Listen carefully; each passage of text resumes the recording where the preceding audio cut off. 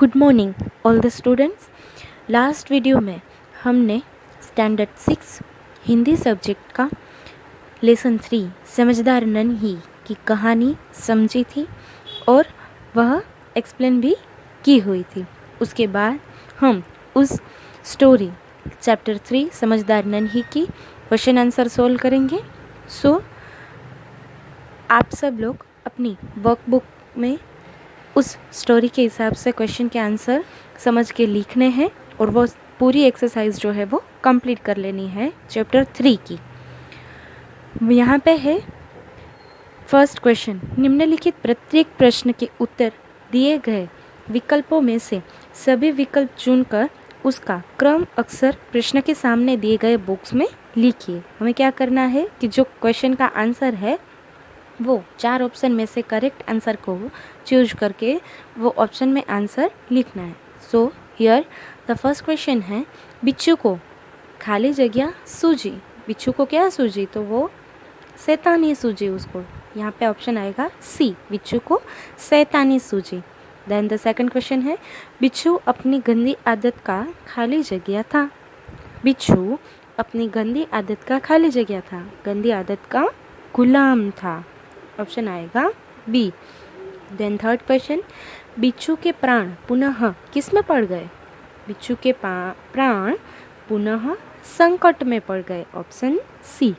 Fourth question, मौत सामने देखकर बिच्छू को किसकी याद आई?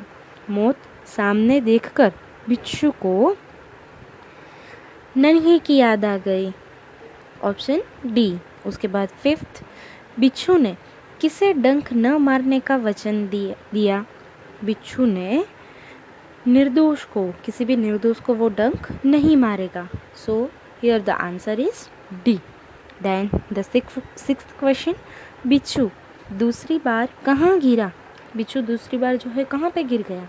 ऑप्शन आएगा ए, पानी की धारा में गिर गया। इसी तरह सामने के बॉक्स में करेक्ट आंसर लिखने। देन द सेकंड क्वेश्चन है, कोष्टक में से उचित शब्द चुनकर रिक्त स्थानों की पूर्ति कीजिए।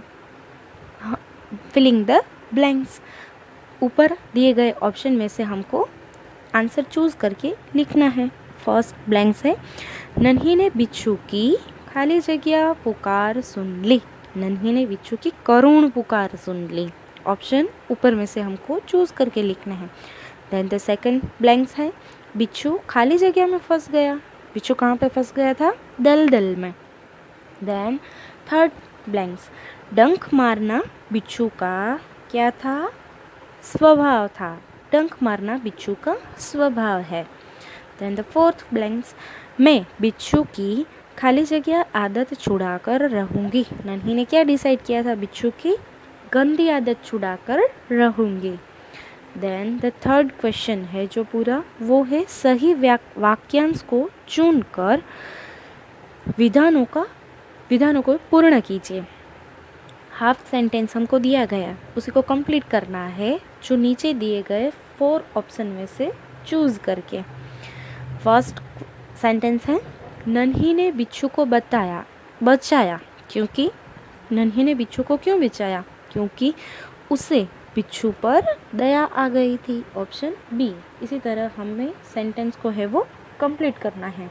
उसी तरह सेकंड है, नन्ही पीड़ा से तड़प उठी क्योंकि ऑप्शन आपको वर्कबुक में खुद ढूंढ के लिखने हैं। उसके बाद है थर्ड, नन्ही को माँ के पास पहुँचने में देर क्यों हो गई? देन फोर्थ है, बिच्छू शर्म से पानी पानी हो गया क्योंकि वो भी आपकी शर्म से पानी पानी क्यों हो गया? क्योंकि उसको रियलाइज हो गया था। इसी तरह ऑप्शन में से करेक्ट सेंटेंस को चूज करके कंप्लीट द सेंटेंस करने हैं। देन द फोर्थ क्वेश्चन है, निम्नलिखित प्रश्नों के उत्तर एक एक वाक्य में दीजिए, यानी कि शॉर्ट क्वेश्चन आंसर। फर्स्ट है, नन्ही कौन थी? नन्ही कौन थी? नन्ही एक बतख थी। देन सेकंड क्वेश्चन, बिच्छू ने नन्ही से क्या प्रार्थना की? बिच्छू ने नन्ही से उसकी सहायता, मदद करने की प्रार्थना की। उसी तरह है, नन्ही ने माँ के सामने क्या निश्चय किया? नन्ही ने माँ के सामने क्या निश्चय किया था? हम सबको पता है कि वह मुसीबत पड़ने को हमेशा बचाती रहेगी। फिर उसके बाद नन्ही ने क्या सोचकर बिच्छू को दोबारा जीवन दान दिया? देन फिफ्थ, बुरे व्यक्ति को हम सही रास्ते पर कैसे ला सकते हैं? एंड सिक्स्थ, समझदार नन्ही की कहानी में से हमें क्या सीख मिलती है? ये तीनों क्वेश्चन के आंसर आपको खुद समझ के स्टोरी में से लिखने हैं। देन द फिफ्थ क्वेश्चन क्या है, मैं समझा देती हूँ, कंप्लीट आपको करना है। कैसे तरह से? निम्नलिखित वाक्य किसने और किससे कहे हैं, कौन बोल रहा है और किसको बताता है, वो आपको ढूंढ के लिखना है। फर्स्ट क्वेश्चन है, माँ मैं उसकी गंदी आदत छुड़ा कर रहूँगी। ये सेंटेंस हमको सबको पता है। स्टोरी में कौन बोलता है? नन्ही बोलती है, अपनी माँ से कहती है कि मैं उसकी बिच्छू की गंदी आदत छुड़ा कर रहूँगी। और किसको बताती है? अपनी माँ को। आंसर में आएंगे तो फिर नन्ही ने अपनी माँ से कहा है। देन सेकंड है, क्या करूँ? डंक मारना मेरा स्वभाव है। डंक मारना स्वभाव किसका है? बिच्छू का। यानी कि ये बिच्छू बोल रहा है और किसको बताता है कि डंक मारना मेरा स्वभाव है? नन्ही को बताता है। इसी तरह से आपको नीचे दिए गए थर्ड, फोर्थ और फिफ्थ सेंटेंस को कंप्लीट करना है।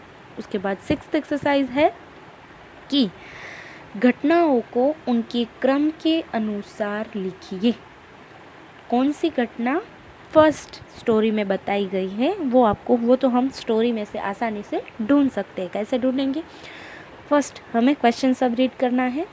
तो फर्स्ट क्वेश्चन है, नन्ही बिच्छू की आवाज़ सुनकर दौड़ी आई। उसके बाद नन्ही ने क्या किया कि बिच्छू को दलदल में फंसा हुआ देखा। देन थर्ड सेंटेंस क्या किया? नन्ही ने बिच्छू को दलदल से निकालकर सूखे स्थान पर रख दिया। उसके बाद फोर्थ क्या है? बिच्छू ने नन्ही को डंक मारा। और फिफ्थ, नन्ही अपनी माँ के पास चली गई। इसी तरह से हम क्रम के अनुसार ढूंढ के सभी क्वेश्चन के आंसर सेंटेंस दिए गए बॉक्स में दिए गई लाइन में लिखना है। उसके बाद जो है निम्नलिखित प्रश्नों के उत्तर लिखिए। वो फोर ही क्वेश्चन जो है बहुत ही ईजी है, आपको स्टोरी में से ढूंढकर लिखने हैं। फर्स्ट है, डंक मारने पर नन्ही ने बिच्छू से क्या कहा? देन माँ ने नन्ही से बिच्छू के स्वभाव के बारे में क्या कहा? देन थर्ड, बिच्छू को क्या पछतावा हुआ? और फोर्थ, नन्ही बतख का स्वभाव कैसा था? ये पूरे फोर्थ क्वेश्चन जो है वो आपको समझ के लिखने हैं।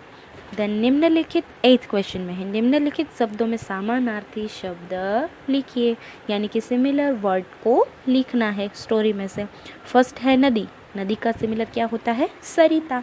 देन सेकंड, स्थान का सिमिलर होता है जगह। देन थर्ड, स्वभाव का सिमिलर होता है प्रकृति।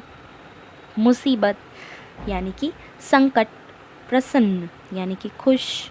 थिरकना, यहाँ पे थिरकना यहाँ का मतलब होता है सिमिलर होता है नाचना, खुशी से नाच उठना। देन द नाइन्थ में क्या करना है? निम्नलिखित शब्द को उसके क्रम के अनुसार लिखना है। कौन सा आंसर फर्स्ट आएगा और कौन सा वर्ड फर्स्ट आएगा और कौन सा सेकंड, वो कैसे करना है? हमारी 12 अक्षरी के हिसाब से। अब यहाँ पे क्या होगा?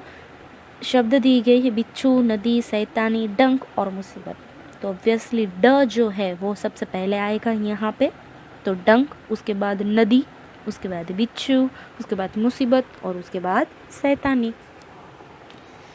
उसके बाद क्या है? निम्नलिखित वाक्य को विराम चिन्ह के उपयोग करके वाक्य फिर से लिखना है। स्टोरी में से क्या करेंगे कि वो हम विराम चिन्ह को उपयोग करके। अब क्या करना है? फर्स्ट क्वेश्चन में आपको समझाती हूँ, उसके बाद आपको सेकंड, थर्ड, फोर्थ और फिफ्थ कहानी में से ढूंढ के लिखना है।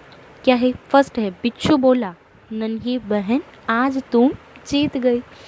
तो आंसर कैसे लिखना है? ऐसे ही, बिच्छू बोला, फिर कोमा, उसके बाद अवतरण चिन्ह में क्या आएगा? नन्ही बहन, फिर से कोमा, आज तुम जीत गई, खड़ी पाई। ठीक है, इसी तरह से पोयम स्टोरी में से ढूंढ के लिखने हैं।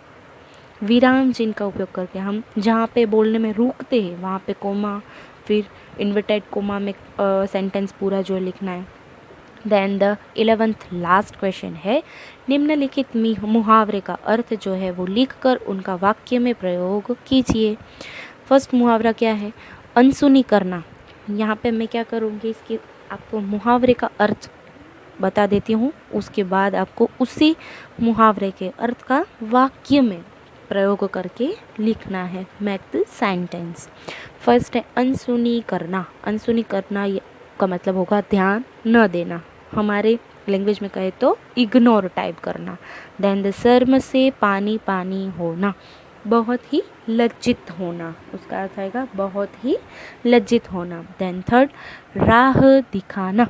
राह दिखाना यानी कि रास्ता दिखाना। एंड द फोर्थ थिरकने लगना यानी कि खुशी से नाचना।